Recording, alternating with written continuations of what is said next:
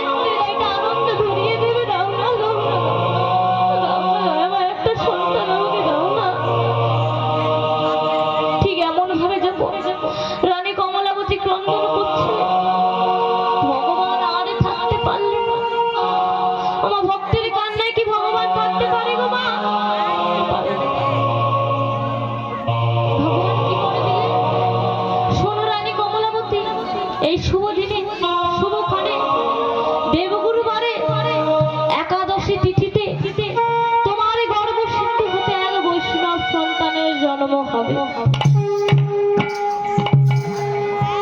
তার নাম মহাভারতের পাতায় স্বর্ণাক্ষরে লিপিবদ্ধ থাকবে। সে সমগ্র পৃথিবীতে আলোয় ভরিয়ে দেবে। আর শোনো, তোমরা তার নাম রেখো চন্দ্রহংস। ওমা, ভগবানের দেববাণী মিথ্যা গেল না। ঠিকই 10 মাস 10 দিন পর রানী কমলাবতী একটা পুত্র সন্তানের জন্ম দিল। পুত্রের মুখ দেখে তাদের আনন্দ আর ধরে না। তারা সেই সন্তানের নাম রাখলে চন্দ্রহংস। মহারাজ বলছেন, কে কোথায় আছো? সমগ্র রাজ্যে ঘোষণা করে দাও, আজ মহারাজের রাজবাড়িতে সবাইকে নিমন্ত্রণ। কেন? আমার চন্দ্রবংশে যে জন্মগ্রহণ করেছে। রাজার আনন্দ আর ধরে না। রাজা কি করছে? দুহাত ভরে অর্থ মিষ্টান্ন বিতরণ করছে, আর বদল হয়ে গায়ে নৃত্য গীত করছে। কেমন ভাবে ঘুমায় না? আই গো তোরা দেখবি যদি, আই গো তোরা কৌডিল্য নগরে খুশির বন্যা বয়ে যায়। আয় গো তোরা, আয় গো তোরা দেখবি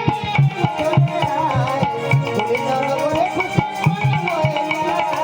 গোবিন্দনগরে খুশির বন্যা বয়ে যায়।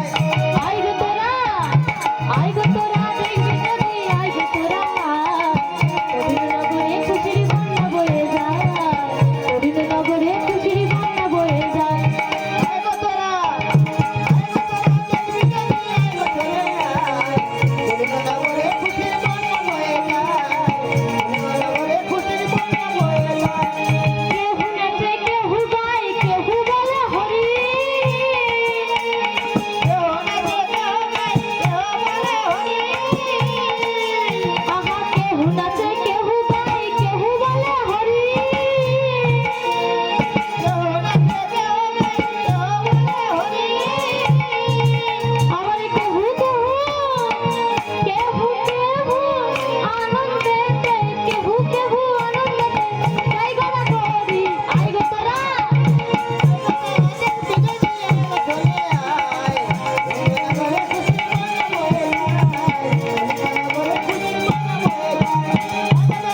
কৃষ্ণ প্রভুনন্দ হরি হরি হরি রাম।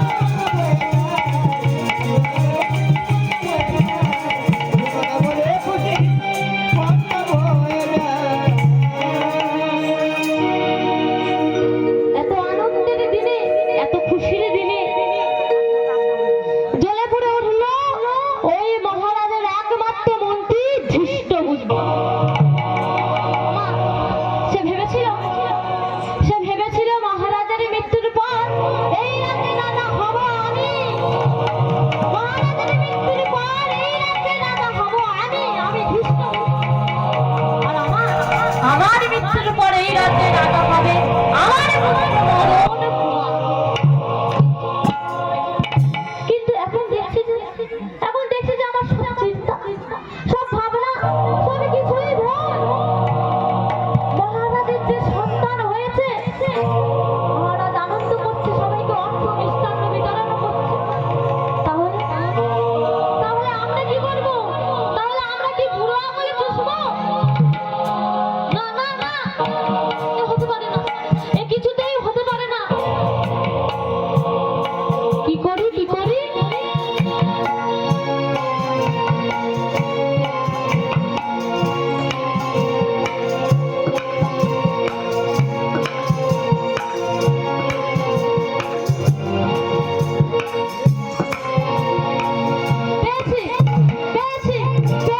পেয়েছি। একটা উপায় পেয়েছি। কি করলো ধৃষ্টবুদ্ধি?